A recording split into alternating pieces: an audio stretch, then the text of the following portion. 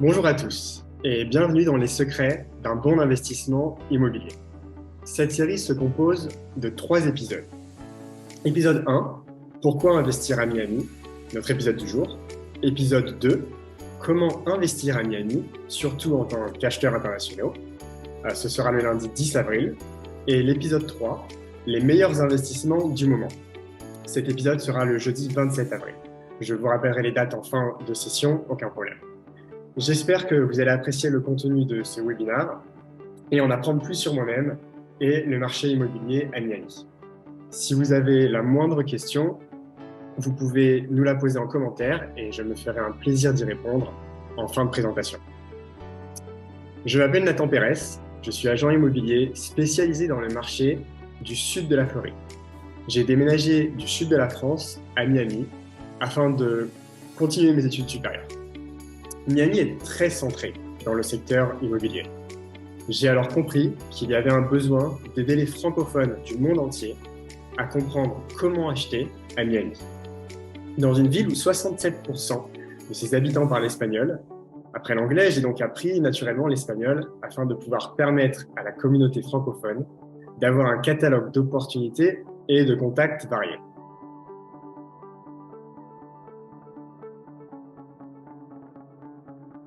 Qu'est-ce qu'un bon investissement ?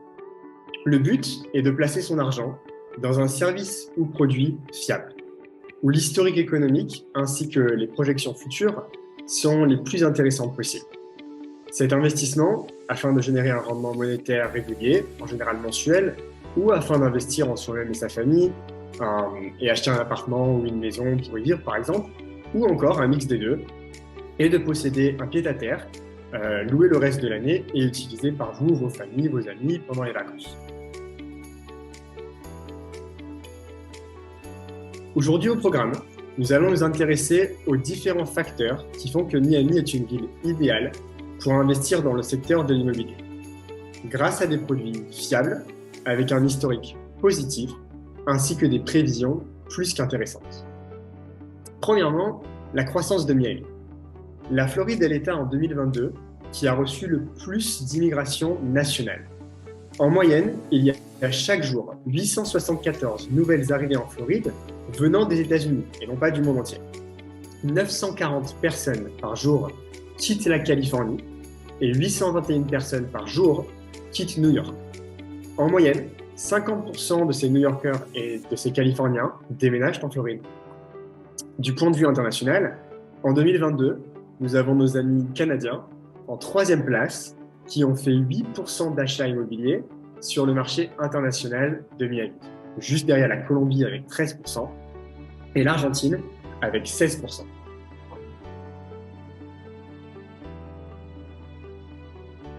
The Wealth Report, publié by Knight Frank, chaque année est un rapport de prédiction analytique du progrès mondial, principalement dans le secteur immobilier. Knight Frank est une compagnie qui a été fondée en 1896 et qui est toujours présente avec succès. Nous allons donc utiliser leurs chiffres en tant que source. Le PIRI, PIRI, Prime International Residential Index, est une analyse de propriétés les plus désirées dans les quartiers les plus demandés. Ce facteur est très représentatif du marché bas de gamme et moyen de gamme aussi, parce qu'ils sont corrélatifs. Dans leurs éditions en 2023, Knight Frank prédisent les PIRI d'une augmentation de 44,2% dans le secteur de l'immobilier résidentiel de luxe et en 3e position mondiale, Miami, avec une augmentation de 21,6%. Nous confirmons que Miami est toujours en croissance et que le marché continuera d'augmenter. Et cette ville de Miami coûte au mètre carré moins cher que New York, Londres, Los Angeles ou Paris. Pour $1 million en moyenne, ce pouvoir d'achat procure 64 mètres carrés à Miami, toujours dans le marché des luxe. Nous savons que Miami, depuis sa création, est très demandé du marché latino-américain. Miami est la capitale hispanique des États-Unis. Cependant, nous pouvons voir sur ce graphe qu'en 2022, comme je vous le disais il y a quelques minutes, qui sont les plus gros acheteurs. Qui sont les plus gros acheteurs à Miami en 2022? Les résidents des 49 autres États des États-Unis. Ce changement peut être compris par une qualité de vie bien supérieure en Floride et un rendement plus important pour les investisseurs. De plus en plus de grosses compagnies installent leurs sièges sociaux en Floride. The Blackstone Group sont les plus gros gestionnaires d'actifs alternatifs, c'est-à-dire dans le monde de l'art, tout ce qui n'est pas quelque chose de commun, un investissement commun. Et ils gèrent plus de 975 milliards d'actifs en gestion à l'heure d'aujourd'hui. Les technologies. D'après Forbes, Miami est devant New York City et Austin, au Texas, dans le classement des pôles technologiques émergents. Kaseya, c'est une compagnie spécialisée en cybersécurité, va créer 3400 nouveaux emplois technologiques en payant ses salariés une moyenne de $107 000 par an. Au niveau infrastructure, le taux de chômage en Floride est extrêmement bas. En janvier 2023, 2,6% de la population n'avait pas d'emploi, contre 3,4% au niveau national, qui est très bas aussi d'ailleurs. Mais nous pouvons voir sur ce graphique que pour la première fois, la Floride a plus d'employés que l'État de New York.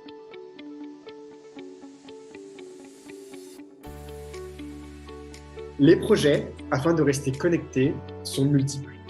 L'amélioration d'autoroutes, de nouvelles routes, ponts et le nouveau train, The Bright Line, qui connecte pour l'instant les points culminants du sud de la Floride et actuellement en développement pour rejoindre la ville d'Orlando. Le but étant d'avoir un accès facile et le plus rapide possible entre chaque ville importante en Floride, ainsi que l'accès à nos États et pays voisins. Au niveau des impôts, la Floride, c'est très bien comparé aux autres, c'est rien par rapport aux autres États côtiers.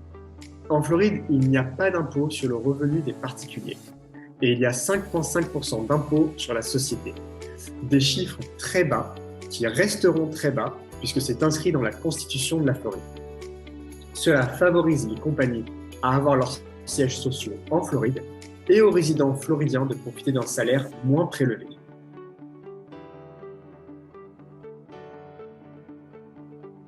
Miami est la deuxième ville du monde à avoir autant de buildings de marque.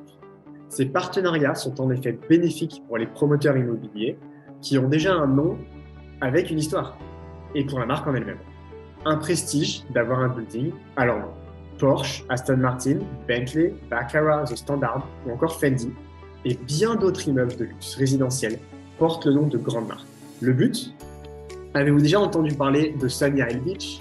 C'est un quartier à Miami où le nom n'est pas connu dans le monde. Mais si je vous dis que j'habite dans le Porsche Tower à Miami, en fait, il est situé à Sunny Isle Beach. Cela provoque un excitement non lié auprès de la ville ou de l'immeuble, mais de la marque et de ce qu'elle dégage. Du pur marketing, pour faire attirer le plus d'acheteurs possible qui aimeraient être assimilés à cette marque. Maintenant que nous avons vu le marché résidentiel annuel à Miami et compris qui ses habitants permanent, une autre catégorie très importante pour Miami nécessite des logements. La location à courte durée. Le marché hôtelier et Airbnb qui permet à des millions de touristes de se loger et de diversifier le patrimoine immobilier d'un investisseur. Nous avons The Lifetime Miami Marathon qui amène 25 000 personnes par an. The Miami International Boat Show avec 100 000 personnes. Plein d'autres activités. The Miami Open qui est en ce moment-là, compétition de tennis qui apporte 375 000 personnes. Ces personnes, il faut les loger. Depuis l'année dernière, on a la Formule 1 qui a apporté 240 000 personnes. On a aussi un port de croisière très grandiose qui apporte 5,5 millions de touristes par an. C'est-à-dire que ces touristes viennent, ils restent quelques jours à Miami et ensuite ils prennent le bateau pour voyager et pour profiter de leur croisière. Nous avons aussi Ultra Music Festival qui est ce week-end, qui apporte 150 000 personnes. Calle Ocho, qui est une rue très connue à Miami, très touristique, qui apporte 1 million de personnes par an. Bien sûr, Miami International Auto Show, Art Basel. Donc, toutes ces personnes, il faut les loger et il y a besoin, justement, d'un logement. Le coût médian d'un appartement aujourd'hui à Miami est de 502 304 $, avec un coût de 360 $ par pied carré ou 34 $ par mètre carré. Il y a aujourd'hui 5 779 propriétés disponibles à l'achat, soit 12,8% de plus qu'il y a un an. 619 propriétés ont été achetées en février 2023, soit une hausse de 26,8% par rapport à l'année dernière.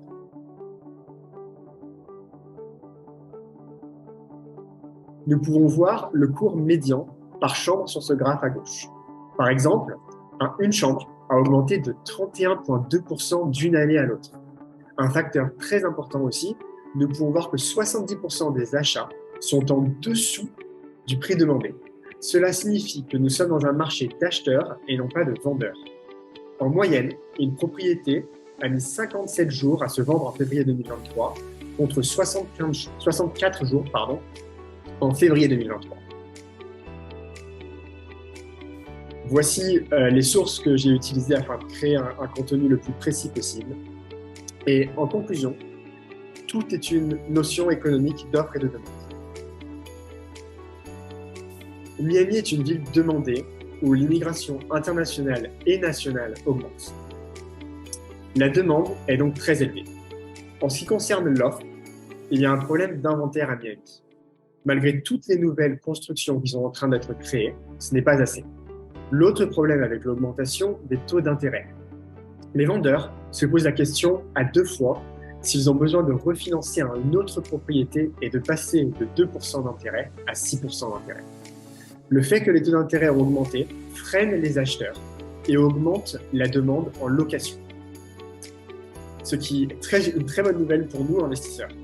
Nous pouvons profiter d'un marché d'acheteurs où nous pouvons trouver un bien immobilier négociable d'environ 5% et avoir un rendement rapide vu que le locataire est facile à trouver, environ 30 jours. Comme je vous l'ai expliqué en début de présentation, nous allons avoir un second zoom de comment investir à Miami et ensuite un troisième sur les meilleurs investissements du moment. Ce sera respectivement le 10 avril et le 27 avril. Vous pouvez scanner ce QR code pour vous enregistrer dès maintenant pour la session du 10 avril. Alors laissez-moi voir si j'ai des questions.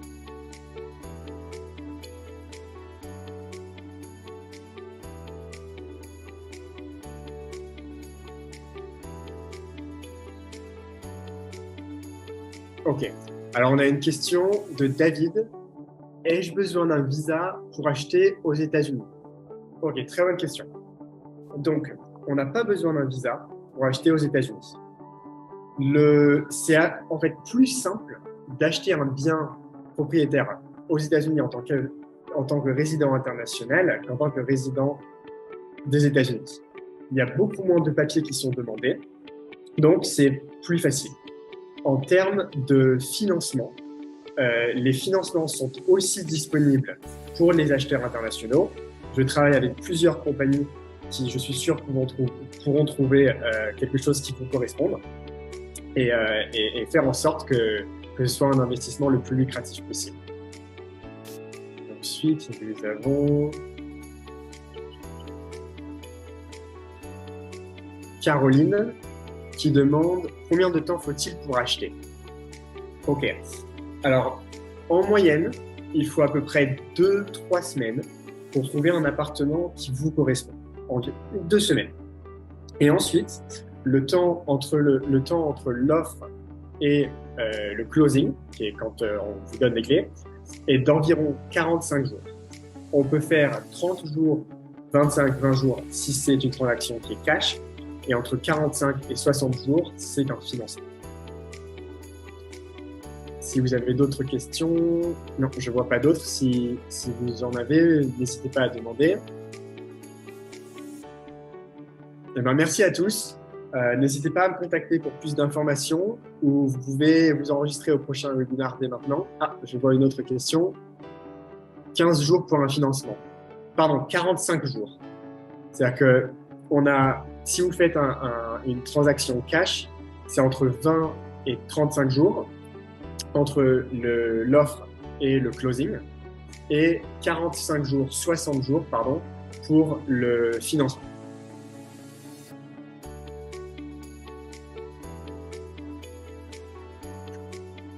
Voici les partenaires avec qui je travaille.